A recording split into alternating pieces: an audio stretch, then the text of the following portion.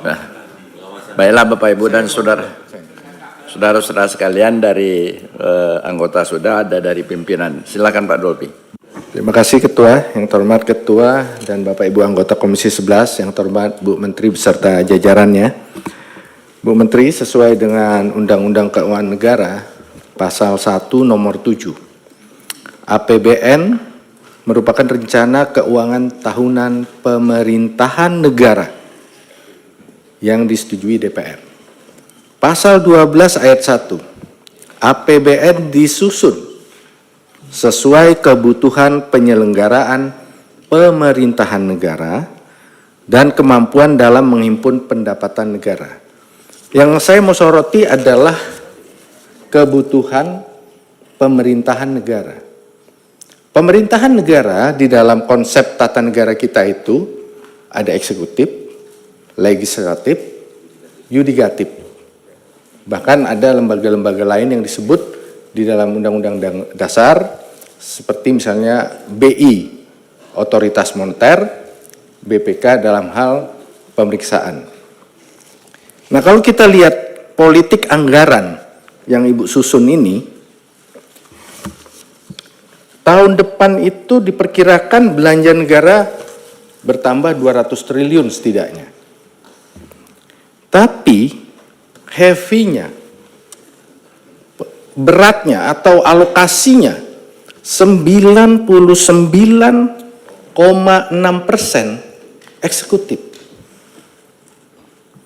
Yudikatif, legislatif, BPK, total tambahannya hanya 0,4%. Nah, ini ke depan ini harus dipertimbangkan juga dari Kementerian Keuangan, pemberdayaan aparatur negara kita dalam hal penyelenggaraan pemerintahan negara. Penyelenggaraan pemerintahan negara ini bukan hanya pemerintah, tetapi juga ada lembaga-lembaga lain. Kalau lembaga-lembaga lain sebagai pengawas tidak diperkuat, ini berarti pemerintah memang sengaja memperlemah fungsi-fungsi pengawasan. Nah, oleh karena itu untuk nota keuangan harapan kami tentu ada perubahan cara pandang, cara berpikir yang seperti ini.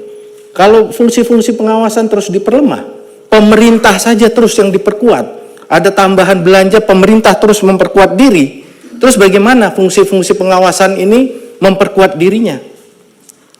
Otomatis, program-program otomatis kan nggak bisa. Jadi mohon ini diperhatikan Bu Menteri ke depan. Jangan hanya memperkuat diri pemerintah saja. Bahwa di Undang-Undang Keuangan Negara disebutkan APBN itu bukan untuk pemerintah, tapi penyelenggaraan pemerintahan negara. Pemerintahan negara itu ya tadi itu yang saya sebut. Nah, yang kedua, nanti agar di dalam pembahasan bersama Eselon 1 disampaikan juga mana program-program yang menjadi inisiatif baru. Sehingga kita tahu ini program reguler dan program inisiatif baru. Kan kita nggak tahu Menteri besok itu dengan program inisiatif baru ini masih setuju atau tidak. Nah, itu agar nanti disampaikan di dalam rapat Eselon 1, di samping tadi yang dimintakan perbandingan antar tahun, capaian 2024, ya juga nanti disampaikan mana yang menjadi program reguler dan mana yang menjadi program-program inisiatif baru. Demikian Pak Ketua, terima kasih waktunya. Terima kasih Pak Dolpi.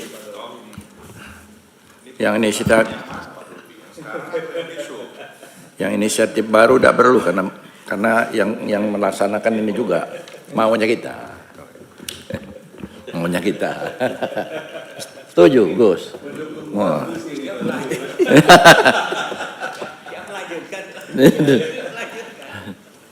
Baiklah Bapak Ibu dan saudara-saudara sekalian, itu beberapa pertanyaan, saran, dan usulan.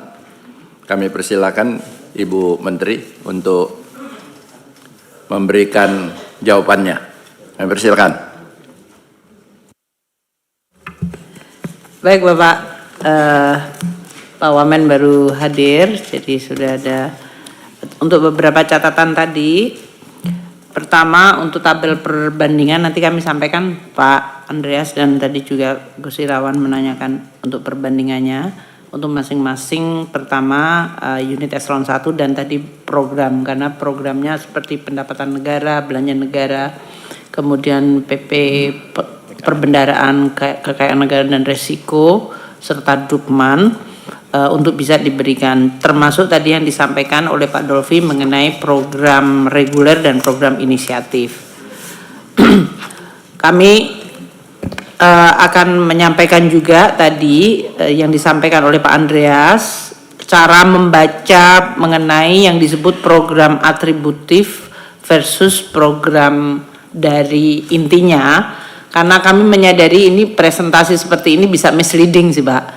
Itu kan sebetulnya dari awal kami sebetulnya sudah 2 tahun anggaran atau 3 tahun anggaran kita menggunakan metode ini. Itu kami mengantisipasi akan bisa disalah mengertikan seolah-olah Kemenku itu beban di Dukman. Sehingga memang kita menyebutkannya adalah Dukman atributif. Jadi seolah-olah Dukman tapi atributif. Pak Fauzi, saya ikut selfie dong Pak. Nanti saya duduk situ. Nah, oleh karena itu Pak Andreas, kami sampaikan juga bahwa mungkin tidak seperti korporasi, tapi kalau korporasi kan kita juga bisa melakukan sentralisasi dari fungsi-fungsi korporat. Sehingga tidak masing-masing memiliki fungsi sendiri-sendiri, katakanlah marketing sendiri, production sendiri, kemudian keuangan sendiri. Jadi mereka bisa mencentralize. Nah, untuk ini kita juga sama. Kalau ini adalah suatu manajemen yang kita sebutkan tadi share services. Jadi dulu mungkin Pak Andreas ingat tahun lalu saya sampaikan bayar gaji, dulu itu masing-masing unit eselon 1 memanage sendiri-sendiri. Sehingga kita punya jumlah orang kalau tidak sampai, kalau salah sampai sebanyak satker itu berarti sampai 1000. Ada 1061, 67 satker yang ngurusin gaji itu masing-masing. Nah, dengan adanya sekarang share services, decentralized dan by system, kita itu bisa motong kalau nggak salah tinggal 200 ya Pak ya. Kalau nggak salah 200 berapa 30, mungkin bisa dilihat Pak Sekjen, nanti Pak Sekjen, kayaknya Pak Sekjen ini lagi kebanyakan bahan jadi bingung yang mana yang mau disampaikan. Nanti kalau pas Dukman 53 triliun mungkin ya besok mulai, nanti malam mulai membuat PR-nya. Tapi ini saya ingat banget karena tahun lalu kami menggunakan contoh itu. Jadi share service seperti pembayaran gaji yang tadinya dilakukan oleh masing-masing unit eselon 1 dengan diversifikasi seperti pajak yang paling besar, bea cukai, kemudian perbendaraan yang jumlah stafnya banyak, tapi kemudian yang lain kita sekarang centralize menjadi satu sistem. Ini juga kemudian mengurangi jumlah orang dan juga kemudian menimbulkan efisiensi. Demikian juga waktu procurement, pengadaan laptop dan yang lain-lain itu kita centralize, sehingga ini juga bisa mendapatkan bargain yang jauh lebih bagus. Kemudian untuk berbagai nota dinas kita sekarang sudah tidak melakukan sendiri-sendiri juga Pak Andreas, sehingga itu semuanya adalah tersistem. Kita hampir sudah, mesin fotokopi masih ada sih, tidak hilang semuanya, tapi hampir udah nggak ada. Dan hampir semua, dulu kalau bapak-bapak sering lihat saya bawa tas isinya dokumen-dokumen, ini sekarang jarang sekali, semuanya sudah elektronik. Dan dengan adanya kita sekarang electronic signature juga sudah di approve BSSN, maka kita sekarang hampir semuanya sudah dalam bentuk elektronik digital. Ini semuanya yang perubahan yang sangat besar yang kemudian menimbulkan makin keinginan untuk membuat sinergi itu dengan dukungan manajemen yang makin services dan yang servisnya makin bisa dipastikan dan tidak tergantung pada unit masing-masing. Itu satu. Sehingga kalau kita lihat alokasi anggarannya itu nampaknya menjadi kecil karena banyak tadi seperti penggajian, kemudian masalah IT sistem core, itu kan yang sebetulnya adalah infrastruktur besarnya dari Kemenku, adalah di orangnya dan sistem yang menopangnya. Itu menjadi namanya Dukman. Namun supaya tidak menimbulkan persepsi bahwa ini seolah-olah di kesekjenan saja yang gede, maka kita kemudian ini Dukmen tapi diatribusikan untuk fungsi-fungsi tersebut. Sehingga mungkin bacanya tetap Pak Andreas adalah yang tadi total anggaran yang dibutuhkan. Yang satu adalah yang langsung, yang kedua adalah yang atribusi dari Dukman, tapi sebetulnya untuk mereka, untuk masing-masing fungsi tadi, belanja negara, penerimaan negara, pengelolaan perbendaharaan kekayaan negara, dan risiko, serta kemudian Dukmannya sendiri. Di Dukmannya sendiri kita punya 3 yang besar, yaitu Sekjen, Irjen, dan BPPK, yang kemudian masing-masing juga memiliki fungsi yang sebetulnya mensupport masing-masing unit tersebut. Itu mungkin yang, tapi nanti saya bisa memahami, dan ini masih menjadi PR kita untuk bisa menunjukkan bagaimana sebetulnya alokasi anggaran dikaitkan dengan tugas, fungsi, dan responsibility yang besar. Untuk Pak Ketua, sebelum pindah masih soal atribusi, ingin klarifikasi lagi Bu Menteri.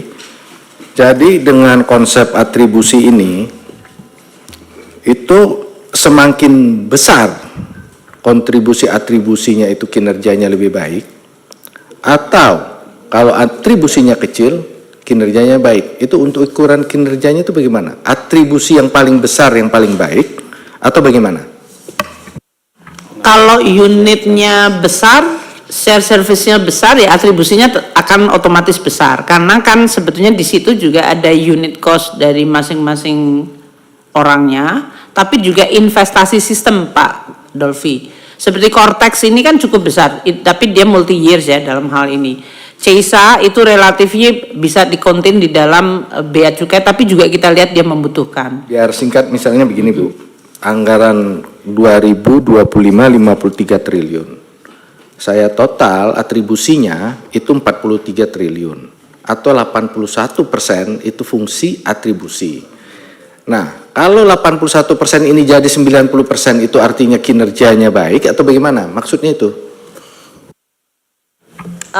Mungkin kita belum menghitung korelasi seperti itu, tapi lebih karena sibuk untuk melabelisasi atau mengassign masihnya Pak. Jadi mungkin, mohon maaf Pak Dolfi, tapi ini pertanyaan bagus. Kami akan coba untuk lihat, karena bagus untuk selalu melihat apakah ini korelasi dengan KPI, korelasi dengan komplikasi fungsi yang mereka hadapi. Karena seperti tadi saya juga melihat beberapa itu seperti DJPPR itu kecil, tapi dia memiliki atribusi yang sangat besar, karena dia bukannya mengelola isu-isu utang tapi mengelola resikonya. Jadi, tapi pertanyaan Pak Dolfi itu selalu bisa menambah kita makin pinter Pak, terus terang, karena pertanyaan Pak Dolfi itu selalu sangat tajam dan substantif gitu untuk itu. Jadi kami membuat sekjen kita juga makin pinter. Artinya deg-degan katanya Pak, dia nggak bisa tidur. Tapi memang pertanyaannya memang harus gitu, analytical terhadap kinerja organisasi. Kan tadi kami menyampaikan KPI, kemudian output kegiatan versus assignment terhadap angka. Itu saya selalu mengatakan sama teman-teman kan Menku yang katanya punya data analitik banyak, yang buat analisa gitu. Nah, permintaan Pak Dolfi itu membuat kita makin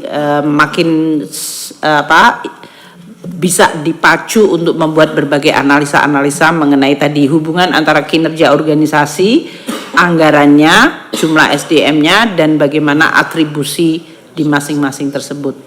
Tapi ini PR, tolong Pak Sekjen ditulis Pak Sekjen, di komputernya jangan di sini nanti hilang.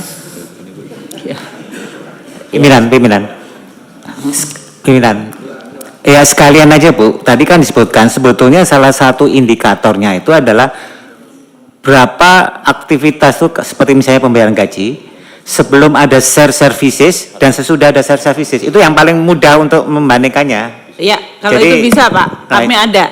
Seingat saya tahun lalu ada, tapi tahun ini kita sebetulnya lagi seneng karena formatnya ini rada dibuat lebih mature, tapi kemudian beberapa risiko yang basic tahun-tahun lalu jadi tidak terikutkan. Nanti kami akan untuk pendalaman kami akan sampaikan Pak Andreas.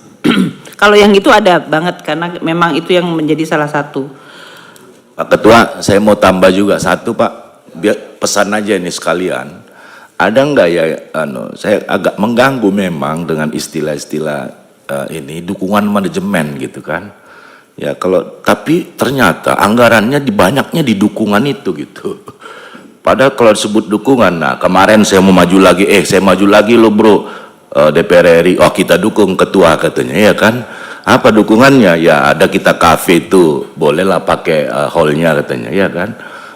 Oh baguslah, nanti kita mau pakai. Rupanya bukan free, kita diskon katanya. Itu dukungan udah itu gitu. Nah maksud saya, maksud saya akuntan Bu, kalau udah nggak dapat di mana-mana itu di dukungan, di lain-lain gitu. Biaya lain-lain, pendapatan lain-lain gitu, itu kan dukungan. Nah itu adalah angka-angka yang kecil gitu, tapi ini terbesarnya di situ, pindah dari pola penerimaan negara separuh berkurang pindah ke dukungan gitu. Saya nggak tahu kalau ada apa, biar aja beban Pak Sekjen lagi Bu, kita tambah cari istilah yang yang lebih make sense gitu loh Pak. Asik. Ya ini memberikan kesan seolah-olah jadi ngobrol-ngobrol gitu ya Pak ya, gede gitu yang kemudian nggak efisien gitu, malah justru yang disebutnya yang nama-nama yang soundbite-nya besar seperti pendapatan negara kok malah cuma 2 triliun gitu kan, itu misleading banget itu ya, itu berarti kesalahan kami. Nanti kami koreksi Pak istilah mengenai itu, tapi poinnya begini, Kemenku itu sesudah kita lihat organisasi dan anggaran dan SDM-nya selama beberapa tahun, Bapak-bapak sekalian ini karena yang punya concern semuanya kayaknya, adalah kita melihat cara kita berorganisasi, cara mengelola SDM dan cara kita mengelola anggaran itu banyak yang tidak match. Padahal kita mengelola satu instrumen yang sama yang namanya APBN yang nggak bisa dikotak-kotakin di masing-masing ini. Itu satu. Dengan pembelajaran itu makanya kita kemudian meredesain cara kita, karena organisasi dan SDM itu tingkah laku dan kinerjanya sangat tergantung dari underlying insentifnya. Kalau insentifnya masih dibuat kotak-kotak kecil tergantung dari satker, bahkan tidak unit eselon 1 Pak Gus Irawan, tapi satkernya yang menentukan kamu boleh ngapain, kamu ngapain. Ini kita kehilangan narasi besarnya, kehilangan tujuan besarnya. Nah ini yang kita coba kemudian reorganize. Salah satu kekuatan Kemenku karena kita udah punya balance scorecard, jadi ini mendisiplinkan cara berpikir kita. Kita tuh sebetulnya mengapain? Mengelola ekonomi menggunakan instrumen APBN. APBN, keuangan negara, ada penerimaan, belanja, kemudian perbendaharaan risiko kekayaan negara. Jadi 3 fungsi besar ini dalam mengelola APBN harus bagaimana supaya mereka bisa berfungsi. Ini yang kemudian kita memutuskan. Tadinya kan masing-masing kotak-kotak sendiri-sendiri sehingga insentifnya mereka tergantung si bohir yang membayar di sini, bukan pada tujuan besarnya. Kita kemudian konsolidasikan, makanya Bapak-bapak, Pak Andreas, Pak Gus Irawan, Pak Dolfi dalam hal ini, kita kemudian mengintegrasikan SDM itu menjadi satu centralized waktu itu, makanya kita bisa melakukan berbagai efisiensi. Nah karena decentralized itu seperti tadi, dari mulai absen, dari mulai itu sehingga dari Irjen kemudian Sekjen kita dengan sekretaris masing-masing unit eselon 1. Kan tadinya kan unit eselon 1 sekretaris jenderalnya itulah yang menjadi pemegang organisasi, anggaran dan SDM di masing-masing unit eselon 1. Karena sekarang kita paksa untuk menjadi consolidated, menyebabkan tadi dari mulai share services atau service yang bisa di-share bersama-sama. Penggajian menjadi satu, tadi IT system menjadi satu. Itu procurement tadi sudah saya sampaikan. Ini menyebabkan kemudian yang tadinya kantong-kantong lemak yang kita nggak tahu kemudian hilang semuanya menjadi satu benchmark atau satu practice atau standar governance yang makin baik, sehingga tidak ada yang disebut masing-masing punya kantong-kantong sendiri. Namun kita juga paham bahwa Kemenku tuh gede sekali Pak, di masing-masing daerah juga diversity-nya banyak, jadi tetap kita memberikan keleluasaan. Namun umpamanya kita mengatakan anak-anak yang harus ditugaskan di daerah terpencil, ini bukan punishment, itu adalah bagian dari rotasi pengayaan, sehingga tidak ada stigma Pak. Kalau saya ditaruh di daerah ini, berarti kamu jelek. Nggak ada daerah jelek, nggak ada tugas yang jelek. Semua tugas di Kemenku adalah baik. Ini menimbulkan motivasi yang beda sama sekali Pak. Termasuk kita reward kalau mereka harus pulang ke home base, membutuhkan lebih banyak waktu untuk cuti ya mereka nggak boleh dipaniskan, seolah-olah menjadi punishment Pak. Kalau dia di daerah yang remote, yang dia harus jalannya itu sampai 2,5 hari sampai rumahnya, kan berarti cutinya dia hilang 2,5 hari hanya untuk jalan. Nah hal-hal kayak gini kita perhatikan sampai detail untuk mewujudkan yang disebut Indonesia Satu itu tadi, sehingga jangan sampai ada ini daerah buangan, ini fungsi buangan, ini daerah parkiran, nggak boleh kayak gitu Pak, karena semua tugas adalah penting.